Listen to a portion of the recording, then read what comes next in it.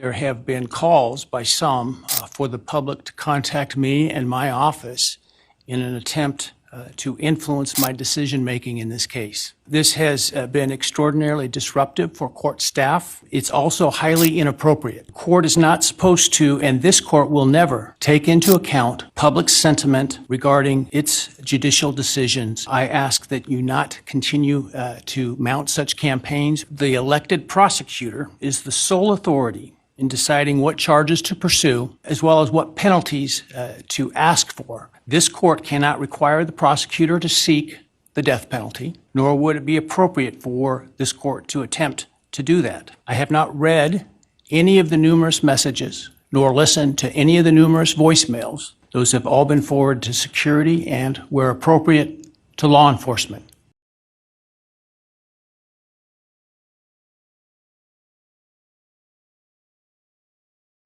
July 2025, a date that is now written forever in the history of true crime in America.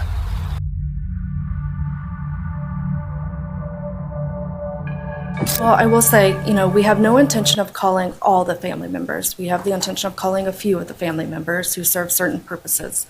I can't think of a reason that we couldn't. Obviously, it's not ideal. It's completely out of context. It's out of order. This is like a gumbo. You are going to put all the pieces that go into the pot. And at the end of the day, the jury's going to decide whether it's a good soup or not from the state's perspective. And so I think we get too obsessively stuck on the idea of exactly the order these things need to come in, right? And so I'm not sure why you couldn't call the family members you need up front, and then we take away this concern. I can certainly understand from the defense perspective the need and desire to have the defendant's support family here in the courtroom. Bryan Kohberger, a name people knew only as a suspect, said himself in court today, guilty. Kohberger stood in the courtroom wearing a suit, absolutely calm. There was no guilt, no regret on his face. Judge Stephen Hippler questioned him separately on each charge, and Kohberger, without any hesitation, said every time, guilty. When he made this confession, there was a dead silence in the courtroom. There were tears in the eyes of the victim families, but that was not relief. That was an absolute justice, in which there was no answer. The court made it clear, this guilty plea is a legal agreement. In exchange for the death penalty, Kohberger will get life imprisonment without parole, 4 different life sentences, plus 10 years for burglary. What does that mean? He will never come out again. No appeal, no parole, no mercy. But the biggest impact of this plea was that there would be no trial now. And when there was no trial, there would be no cross-examination. Whatever motive the killer had in his mind, it will never come out in front of the court. So yes, Bryan Kohberger said guilty, but he never told why. And perhaps this why is the biggest pain in this case. Why did Bryan Kohberger take a guilty plea? Was it a strategy or pressure? Was it a strategy or was he cornered? When Bryan Kohberger pleaded guilt, the biggest question that arises is why? Did he really admit his crime? Or was it just a calculated move, a game plan? If we look at the timeline of the entire case, Kohberger and his lawyers tried to delay the trial from the very beginning. First, a motion was filed that media coverage was creating bias. Then it was said that Kohberger has autism spectrum disorder, so he is not eligible for the death penalty. At one point, they even argued that the DNA evidence was collected illegally. But Judge Stephen Hippler rejected all these arguments. The court clearly said, the evidence is strong, the trial will take place on time, and the death penalty is also on the table. And this was that moment when the defense team realized that now nothing was left. The evidence against Kohberger was not just circumstantial, it was direct. The sheath of a combat knife several times on which Kohberger's DNA was found. Phone records, which were tracking his movements multiple times around the crime scene. his white Hyundai Elantra, which was recorded in surveillance on the night of the crime. Despite being a criminal justice student, Kohberger could not escape this trap. So when he realized that going to trial would mean a death sentence, then he cut the deal. He received immunity from the death penalty in exchange for a guilty plea, but his condition was no appeals, no parole, life imprisonment till death. Legal experts say it was a tactical surrender. A surrender in which a person saves himself from total annihilation, but does not accept anything emotionally. And the scariest part? Despite saying guilty in the courtroom, there was no emotion on Bryan Kohberger's face, no remorse, no guilt, no grief. So was it really a surrender, or was it just a cold, calculated move so that he remained alive and the control remained in his hands? No one has an answer, but this much is certain. This guilty plea is a shortcut to justice, but it can also be the graveyard of truth. Reaction of victim families, closure or anger. The first thing that made headlines outside the courtroom after Bryan Kohberger's guilty plea was the reaction of the victim families. 4 families, 4 children, 4 different emotions. Ethan Chapin's family hid their pain and said, "We're grateful this is over. We don't have to hear the details. We can begin to heal." Madison Mogan and Zana Knodl's loved ones also called the plea a peaceful closure. But it was not that simple. Kaylee Goncalves' family, especially her father, Steve Goncalves, were furious as they left the courtroom. He said, "The killer got mercy, but he did not give even a moment to my daughter." Kaylee's sister Aubrey wrote an emotional open letter in which she said, "The system gave us silence, not justice." That letter went viral. She wrote that this plea deal is another trauma for them, because they will never know the motive. And when Steve Goncalves publicly announced that he is returning the $85,000 trial support fund that he had raised from the people, then the whole America was shocked for once. His message was clear. If the trial doesn't happen, then what should I do with that money? I wanted answers, not punishment. This guilty plea was peace for some families, and for some, there was another knife, this time in his heart. What was lost due to cancellation of trial? Something else was quietly killed along with Bryan Kohberger's guilty confession, the trial. Yes, now the evidence will not be shown to the jurors in any courtroom. There will be no witness cross-examined. There will be no forensic reconstruction. No one will be asked why.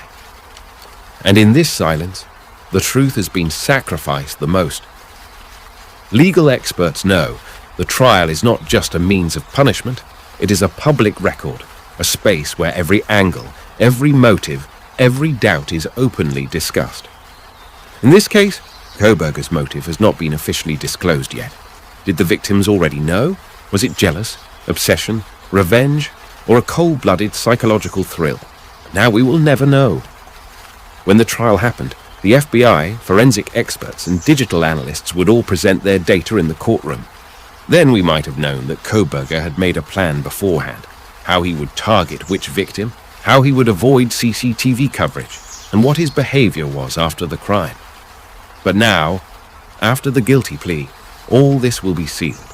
The files will be closed, and a story that the world should understand will remain hidden.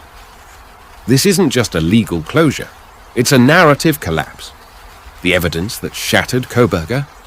You must be wondering, why did an intelligent PhD student like Kohberger take a guilty plea? What was there against him that forced him? Let's see. What was the hardcore forensic proof? The first biggest proof was a single-bar combat knife sheath found at the crime scene. Kohberger's DNA was on it. Clean match, no doubt. Dusra proof. Cell tower data. Kohberger's mobile was activated near the crime scene 12 times before the crime, especially around 3 o'clock in the night. Tisra, Hyundai Elantra. His car was seen multiple times in the crime night surveillance footage. Speed change, return patterns, everything was with the FBI. Fourth, trash DNA match. The FBI took DNA from his father's trash and matched it. Pure genetic confirmation. First, his online behavior. He was a criminology student. He did research on patterns of serial killers. He posted anonymous questions on Reddit. How did you feel after killing someone? Type. Everything together. The case that was made against Kohberger was airtight. He had no alibi, no explanation. That's why legal experts say this guilty plea was not regret. It was survival instinct, a deal to stay alive in jail. But the irony is this. A person like Kohberger considered the system to be a game, and when he lost the game, he took a shortcut and put the truth in the grave. Courtroom conversation between the judge and Kohberger. The 2nd of July 2025. There was a deep silence in courtroom number 3 in Latah County, Idaho. Judge Stephen Hippler sat on his bench. His face was serious, but clear. Every eye in the courtroom was fixed on Bryan Kohberger, a PhD criminology student, now a confessed killer. The judge looked straight at him and began reading out charges one by one. Mr. Kohberger, you are charged with the murder of Kaylee Goncalves. How do you plead? Kohberger took a small glance toward his defense attorney, then looked at the judge and gave a straight answer. Guilty, Your Honor. Then the judge asked, you are also charged with the murder of Madison Mogan. How do you plead? Kohberger repeated the same thing again. Guilty. While doing this, the judge read out the names of the 4 murder victims, Ethan Chapin, Zana Knodler, and Kohberger gave the same answer each time without any expression. Guilty. Judge Hippler said another important line after that. Are you entering this plea voluntarily, Mr. Kohberger? Has anyone threatened you or promised you anything in exchange for this plea? Kohberger immediately said, no, Your Honor, I'm doing this voluntarily. Then the judge asked, do you understand that by pleading guilty, you waive your right to a trial by jury? Bryan calmly replied, yes, Your Honor. There was a pin-drop silence in the courtroom. Neither the press broke its silence, nor the family spoke out. Everybody heard it, every word, every sentence. Judge finally declared, the court accepts your plea of guilty. You will be sentenced to 4 consecutive life sentences without parole, plus 10 years for burglary. No appeals will be permitted. This case is now closed. And then, in that moment, Kohberger's entire case was turned. There will be no public trial, no questioning, no cross-examination, just a cold courtroom confession, and lifetime imprisonment. But during that entire hearing, Kohberger did not show any remorse even once. No tears in his eyes, no fear in his voice, just short, robotic answers, as if he was solving MQs of some exam. This moment was not just a legal procedure. It was a living proof of the terrifying silence hidden inside a human being. Bryan Kohberger pleaded guilty, but there was no explanation for his guilty plea. There was no apology. There was no reason. Most important part of their story, why, was never revealed. The families put up the facade of closure, but their truth is this. Justice was done, but the truth was buried alive. This guilty plea cancelled America's biggest trial. The mic of truth was never turned on. And Kohberger, he will now spend his life in prison with his cold silence. No remorse, no answers, nor humanity. So the question is not whether Bryan Kohberger confessed. The question is, did he ever think about what he did? And if the answer is no, then perhaps this case will remain unfinished forever. Justice delivered, truth denied, silence forever. I hope to meet all of you with the same true crime and thriller crime case in the next video, and if you found this video informative but liked it even a little bit, then do subscribe to my channel and definitely select the notification bell on all